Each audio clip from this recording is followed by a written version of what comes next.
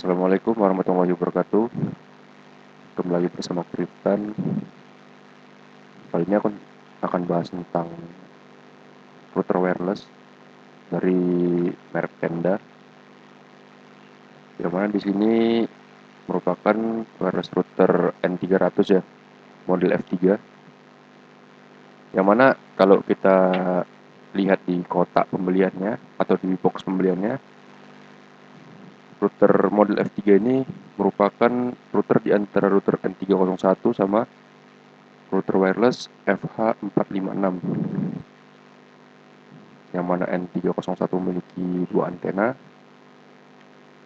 dan model F3 yang sekarang sedang aku kerjakan ini model 3 antena, dan yang FH456 memiliki 4 antena, yang mana antenanya ini sama-sama berkekuatan 5 dBi ya. Di sini dalam settingan ini aku pakai kabel ya, nggak pakai wifi untuk men-settingnya. Seperti biasa, aku colokkan kabel ke laptop, lalu aku colokkan satu lagi ke router wirelessnya, lalu masukkan IP ya, yang mana IP routernya itu 192.168.0.1. Jadi untuk di laptop, kalau bisa memang harus sih jangan menggunakan IP 0.1, maka bisa kita gunakan 0.2, 0.3, terserah selain 0.1, dan di bawah 0.254 ya, di bawahnya. Oke, langsung aja ya. Di sini aku udah masuk ke tab atau tampilan webnya, web browser untuk settingannya, konfigurasi. Di sini muncul opsi untuk pemilihan koneksi tipenya, mau PPOE, PPPoE, dynamic IP atau router mendapatkan DHCP, dan opsi ketiga itu static IP atau kita memberikan sendiri IP address pada router wirelessnya.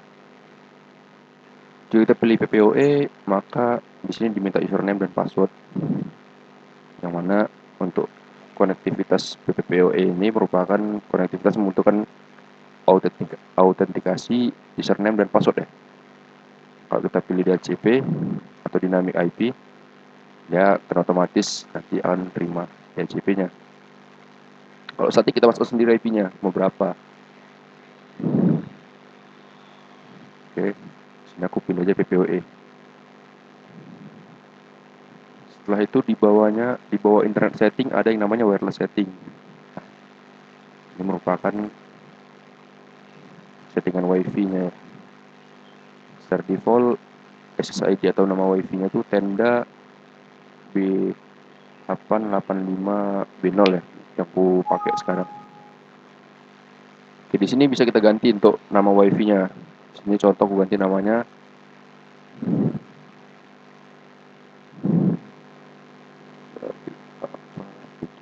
Oke. Dan di sini ada wifi password. Di sini muncul suatu request yang mana wifi password ini harus terdiri dari minimal 8 karakter dan maksimal 63 karakter. Ini saja, ini terserah ya passwordnya. Kalau udah kita pilih oke, maaf di sini belum isi ya untuk username. Ini karena kebetulan aku nggak pakai PPoE, jadi aku isi bebas pun bisa lah ya kan. Nah,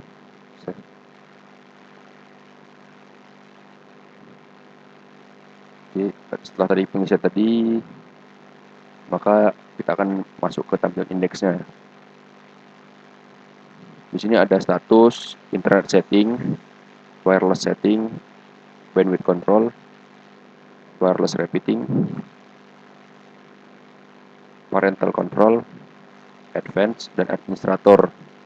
Yang mana jika tab status ini merupakan tab yang menampilkan koneksi dari router tersebut ya. Di sini nampak device, router, dan internet. Device dan router sudah terhubung, yang mana artinya laptopku dan router wireless sudah terhubung, akan tapi nggak terhubung ke internet. Nah, di tab kedua itu internet setting. Sama kayak tadi di awal, ada PPPoE, dynamic IP, dan static IP. Jika kita ingin menggantinya, tinggal kita klik aja. Jika sudah, kita klik OK. Di tab ketiga ada wireless setting. Ini sama kayak tadi di awal, yaitu pengaturan WiFi ya. Di sini ada opsi untuk mematikan atau menghidupkan WiFi. Sama seperti tadi, nama WiFi. Akan tetapi di sini ada tambahan opsi hide WiFi, yang mana jika kita centang atau kita aktifkan, nanti SSID WiFi ini tidak akan terbaca seperti nama WiFi pada umumnya ya. Di sini ada security mode, kita bisa memilihnya. WiFi password jika ingin mengganti passwordnya. Multi SSID and password. Nah, jika kita aktifkan berarti si router tenda ini bisa menembakkan dua nama WiFi sekaligus. Kemudian ada WiFi schedule.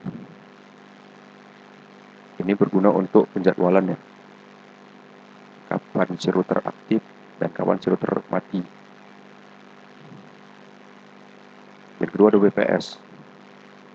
WPS ini biasanya kode atau password bawaan dari router itu sendiri ya. Biasanya itu angka.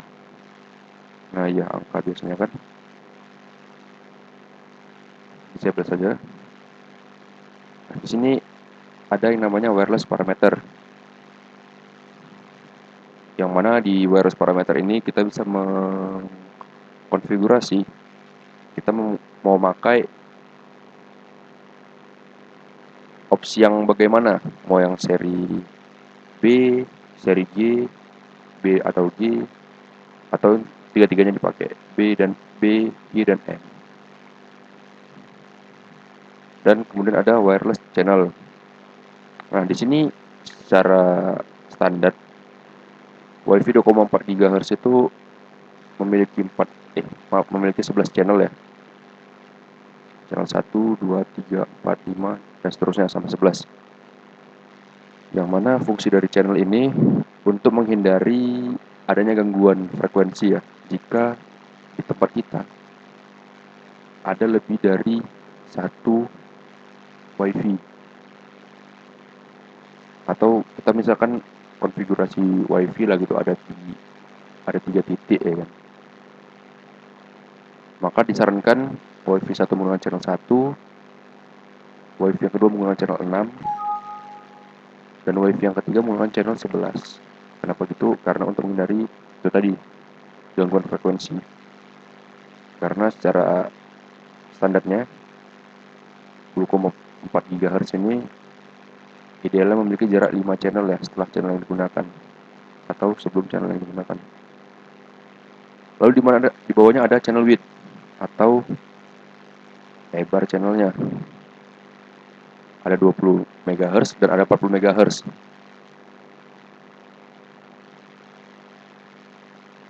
Jika ini fungsinya untuk tadi ya, lebar channel, yang berarti lebar jalur yang berpengaruh ke seberapa banyak bandwidth yang bisa dibawa nantinya.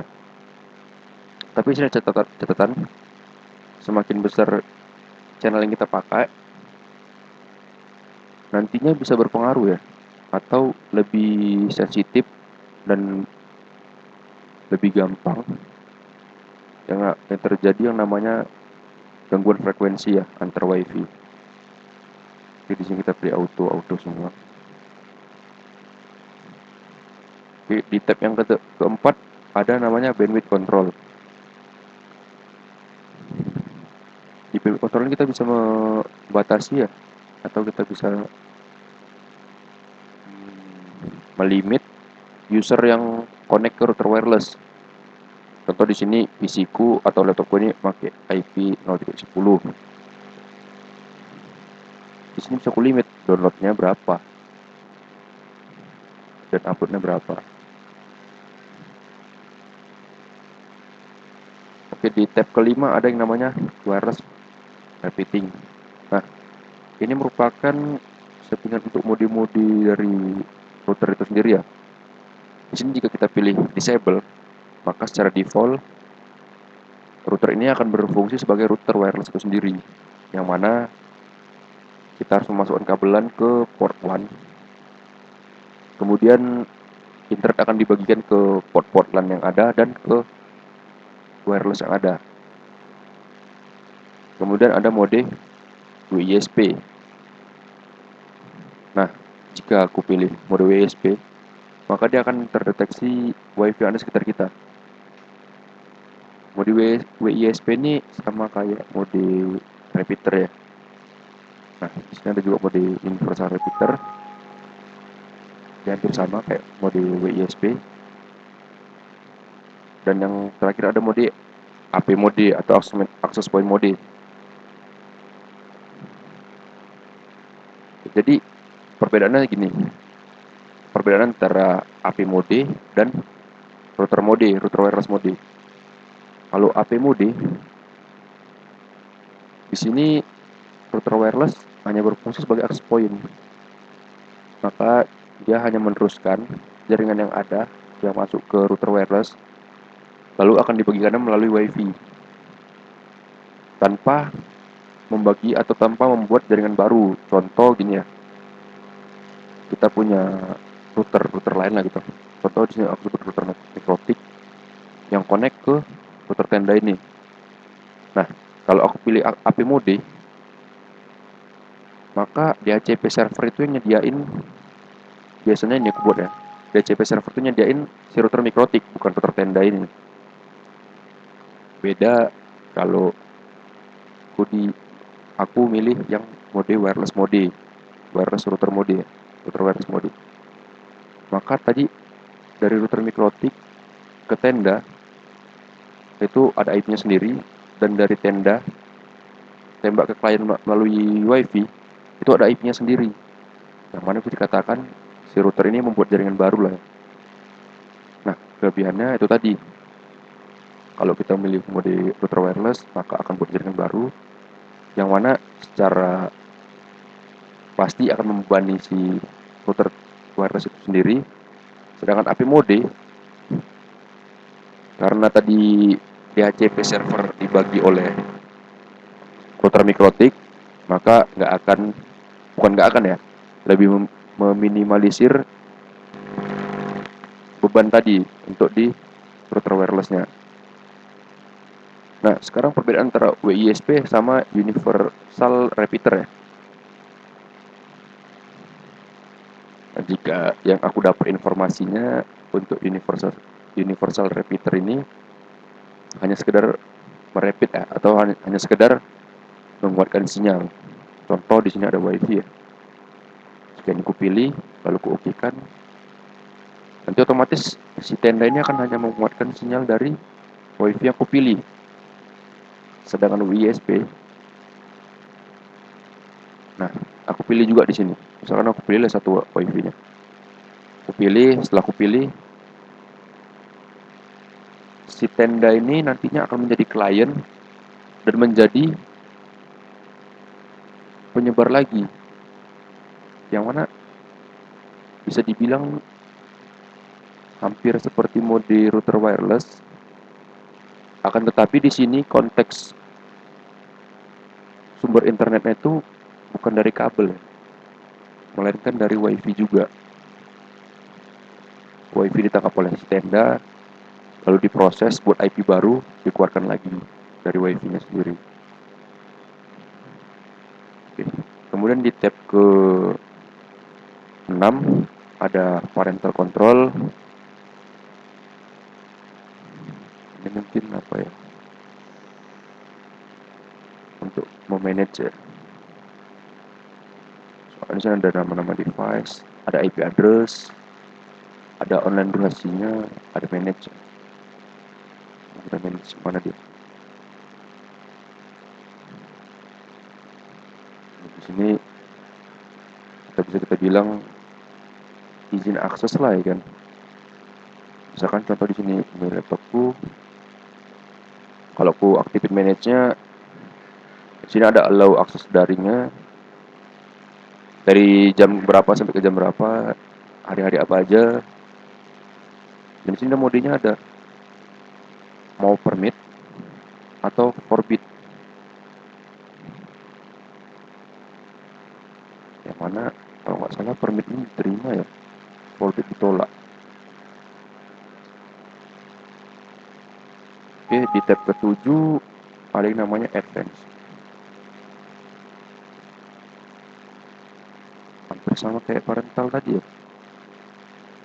Di sini ada blacklist dan whitelist ya. Yang mana di sini kita langsung mengaplikasikannya pada MAC address. Yang mana kalau kita pilih blacklist, maka MAC address yang kita masukkan kemari itu nggak akan bisa masuk atau dia akan terblok. Sedangkan kita pilih whitelist, MAC address yang kita masukkan kemari, nah ini kita pilih ini, MAC address yang kita masukkan kemari, maka hanya MAC address itu aja yang bisa mengakses atau yang bisa login melalui router wireless itu ya.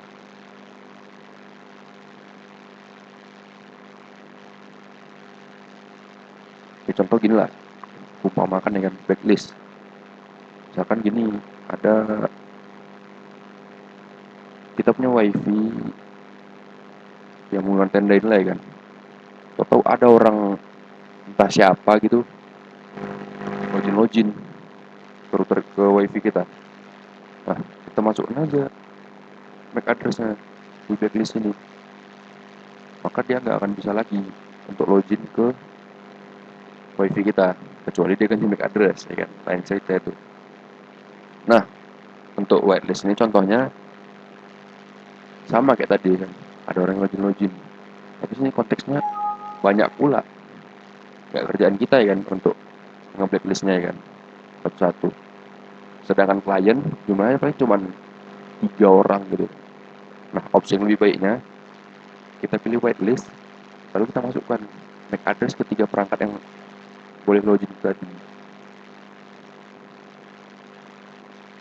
Sini terus bawah ada yang namanya port forwarding. Fungsi standar dari router lah ya kan, forwarding portnya. Contoh di sini dari IP klien berapa, di port berapa, mau kita forwardkan ya, mau kita teruskan ke IP berapa gitu. Nah di sini dia protokol bisa dipilih TCP atau UDP. Ada DNS, DMZ host, ping 1, UPnP, dan AP isolation. Nih, AP isolation. Ini kalau untuk keamanan fungsinya agak lumayan bagus ya. Mungkin bagus karena jika kita aktifkan, klien di wifi kita nggak akan bisa saling terkoneksi, atau bisa dibilang klien yang terhubung ke wifi itu nggak bisa saling manggil ya satu sama lainnya. Dia hanya bisa connect internet udah gitu aja. Nah, di tab yang terakhir ada tab administrator. Ini merupakan tab untuk ya ganti password, one parameters, plan parameter, remote web management, date and time, maka udah mau ganti udah gabut gitu ya. Mau ganti ke Indonesia, versi Indonesia GMT plus 7 ya, Pakuan Jakarta. Nah di bawahnya ada device management, yang mana di sini ada button reboot router, reset to factory default, yang mana kalau kita mau reset tinggal klik aja reset. Ini reboot untuk restart routernya secara sistem. Nah, ada juga backup configuration file. Misalkan gini, kita udah men-setting routernya ini kan. Untuk jaga-jaga kita backup aja. Setiap kita backup, ya udah kita simpan aja file backupannya itu. Nah, di bawahnya ada restore configuration file. Setiap tadi di backup, misalnya router kita reset lainnya kan. Otomatis kan data hilang semua itu. Nah, sinilah fungsinya file backup tadi. Kita masuk ke restore, maka router akan balik lagi kayak settingan sebelumnya. Export syslog. Ini untuk mengekspor lognya. Dan sini terakhir ada firmware upgrade. Yang mana di sini firmwareku pakai firmware V12.01.01.52 underscore multi ya.